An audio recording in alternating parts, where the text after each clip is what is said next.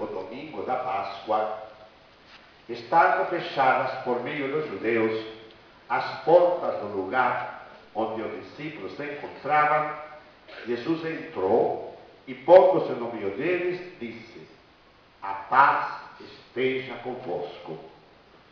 Depois dessas palavras, Jesus mostrou-lhes as mãos e o lado. Então os discípulos se alegravam por verem o Senhor. Jesus novamente disse: a paz esteja convosco. Como o Pai me enviou, também eu vos envio. Depois de ter dito isto, soprou sobre eles e disse: recebei o Espírito Santo. A quem perdoardes os pecados, eles lhes serão perdoados. E a quem não os perdoardes, eles lhes serão retidos. Palavra da salvação. Glória a vós, Senhor. Pode sentar-se. Vamos ver se a minha molecada está boa de matemáticas ou não. 7 vezes 7.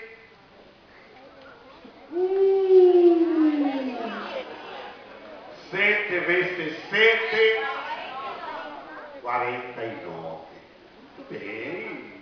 Vamos bem. Pois faz 7 semanas que é a Páscoa. 7 vezes 7, 49. Amanhã nós fazemos os 50 dias Pentecostes. Penta em grego quer dizer 50 ou quinto. Pentecostes, 50 dias depois da Páscoa. Hoje, o Evangelho, lemos o mesmo Evangelho que lemos 7 semanas atrás, no dia da Páscoa. No primeiro dia da semana, estando as portas fechadas por medo dos judeus, Jesus veio, pôs-se no meio deles e disse: a paz esteja convosco. A liturgia da igreja quer começar e fechar o tempo pascal com a mesma mensagem. E enquanto naquele dia Jesus lhes diz: recebei o Espírito Santo, e eles receberam, porque estava no sacramento Cristo, receberam, mas parece que não fez efeito. Hoje, 50 dias depois, aconteceu o que ouvimos na primeira leitura. Os apóstolos ainda estavam fechados. Cristo lhes tinha dito antes de subir ao céu: permanecer em oração, esperando a vinda do Espírito. Estavam os apóstolos com Maria Santíssima, nossa mãe de Jesus. E de repente veio uma ventania de volta da casa onde eles estavam reunidos. A gente não sabe se vinha vindo de fora ou se o vento saía de dentro. Eu sei que eles abriram as portas e começaram a pregar. E os apóstolos falavam hebraico, o aramaico. E todo mundo entendia no seu próprio idioma. Era Pentecostes, festa da Páscoa de Pentecostes. E tinham vindo judeus que viviam em Roma, em Grécia, na Arábia, em Creta, na Panfilha. E todas as palavras difíceis que a coitada da menina teve que ler, e parecem quase palavrão, não parecia? Né? Não é palavrão, né? Mas são nomes difíceis, porque são os nomes dos lugares, das nações, das regiões de onde eles vinham. E cada qual falava um idioma. Agora, vocês criançadas em eletrônica e aparelho, vocês são danadinhos, entendem tudo. Eu não sei usar isso, mas vocês sabem. Quando, por repente, a gente liga a televisão, aí podemos assim, escolher espanhol, inglês, francês, português, não é? E a gente dá aquele botãozinho e a gente escuta o idioma que quer. Deus não tinha, os homens não tinham feito esse aparelho ainda. E como eles só falavam em hebraico, Então, o Espírito Santo faz a tradução simultânea. Né? Quando estive em Roma, fomos assistir uma palestra, e é uma palestra que era dada por um inglês, e eu não sei inglês. Então a gente tinha lá italiano, espanhol, francês, inglês. A gente punha o fone, ligava no canalzinho do espanhol ou do italiano, aí eu entendia tudo. Pois algo parecido, só que sem aparelhinho, com a força e o poder de Deus, São Pedro falava em hebraico e o grego entendia em grego. O que era de Roma entendia em latim. O que era do Egito entendia em árabe. O que era da Pérsia também entendia. Por quê? Porque Deus queria que todos os povos, os representantes judeus de todas as nações, Ele queria que quando voltassem para casa, todos levassem a mensagem da ressurreição de Jesus. Por isso que Deus manda o Espírito Santo em forma de fogo visível, que significa o amor, e quando eles voltam, depois de terminar as festas da Páscoa, voltam para as suas pátrias, todos vão levando a igreja para o mundo todo. Por isso que a gente diz que hoje nasceu a igreja, que hoje a igreja tornou-se católica. Até então a comunidade era só judia. A partir de hoje vai ser grega, romana, árabe, da Creta, da Panfilha, da Capadócia, se espalha pelo mundo todo, então conhecido, que era volta do mar Mediterrâneo, claro, não é que tinha chegado até a Índia. Para chegar lá onde a irmã Rose demorou bastante ainda, né? Santo Tomé que levou, foi a São Francisco. Quem era São Francisco? Hein? Quem era São Francisco? O espanhol missionário. Espanhol não importa que seja missionário.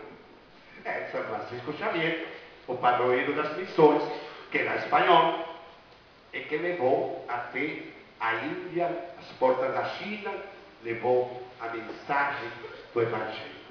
Então, esse dom de línguas significa que Deus nos faz entender quando nos amamos, e quando amamos, nos entendemos todos. Quando a gente faz um afago, um carinho, ou dá um beijo, todo mundo entende. A linguagem do amor, todo mundo entende. E qual é o primeiro mandamento da lei de Deus? Amai a Deus sobre todas as coisas e ao próximo como a ti mesmo. E o que o Espírito Santo é? É o amor de Deus a nós e deve ser nosso aos outros. Nisso se resume o dom do Espírito Santo. Quando há amor, quando o amor traz a vida, então fala uma ventania. O vento, o espírito, o sopro, o ânimo, como vocês queiram, uma palavra hebraica que significa tudo isso, mas indica como ele, o Espírito de Deus, vai despertando nossa esperança, a coragem, o ânimo, a fortaleza, a sabedoria, o temor, o amor e temor de Deus, a esperança, para que nós não nos amedrontemos diante de nada nem de ninguém, para que não tenhamos medo de morrer, porque se a gente morre por amor, nasce de novo, ressuscita. Então, essa mensagem do Espírito Santo, essa festa do Espírito Santo, é para que todos recebamos o Espírito Santo. Cristo diz: recebei o Espírito Santo. Só que não adianta nada. Se Ele nos manda o Espírito e nós não abrimos o coração, o Espírito Santo não entra. O coração é um cofre ou um tesouro que só se abre de dentro para fora. De fora para dentro não dá para abrir o coração. Nem Deus não abre o coração. Ele quer que nós abramos o coração. Então, para que o Espírito Santo venha, para que essa palavra de Cristo receber o Espírito Santo se torne verdade, todos temos que abrir o coração. E como se abre o coração? Amando, perdoando, esquecendo as mágoas, esquecendo as brigas. Eu diria assim, fazendo algo muito parecido como nossas mães fazem. Se vocês aprontam uma, mamãe fica falando, a briga, de repente dá um tapa naquele guarda-roupa assim que Deus nos deu, mas 5 minutos depois esqueceu. Por quê? Porque ama. Então, se a gente faz uma coisa errada, mamãe fica chateada, mas não deixa de nos amar. Logo que passou nervoso, já vem apagar e dar um beijo, porque ama. Como abrimos o coração ao Espírito Santo? Amando, perdoando, aceitando aos outros como são, sem distinção de raça, de nação. Não importa que seja brasileiro, espanhol ou indiano, não importa que seja russo, canadense ou africano, não faz diferença nenhuma. Todos somos irmãos e todos nos temos que amar. Por que há tanto sofrimento no mundo? Por falta de amor. O que é guerra? Falta de amor. O que é violência? Falta de amor. O que é egoísmo? Falta de amor. Então, quando temos tudo isso, o Espírito Santo não vem. Não é que ele não vem. Vem, mas nós não queremos receber. Então, Deus não força a barra, não força o nosso coração, porque Ele nos ama de verdade e aceita o que nós quisermos. Ele não impõe nada. Outra maneira de amar, e talvez mais importante, saber respeitar os outros. Não impor a opinião, não impor o meu ponto de vista, não impor a minha verdade. Eu tenho a verdade. Ninguém é dono da verdade. O único que é dono da verdade é Deus, e mais ninguém. Então, se Deus que é dono da verdade, que é a verdade, não a impõe, quem sou eu para impor? Quem somos nós para impor? Então vamos abrir o coração.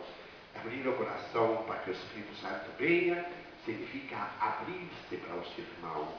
Não guardar rancor, ressentimento, ódio, muito menos. Não guardar mágoa, saber se libertar, se ficarmos livres. Se todos amássemos de verdade e nos amássemos de verdade, a felicidade seria praticamente um céu na terra. Se não é tudo isso, é porque nos falta o Espírito Santo, porque nos falta o Espírito de amor, porque nos falta o amor. Creio em Deus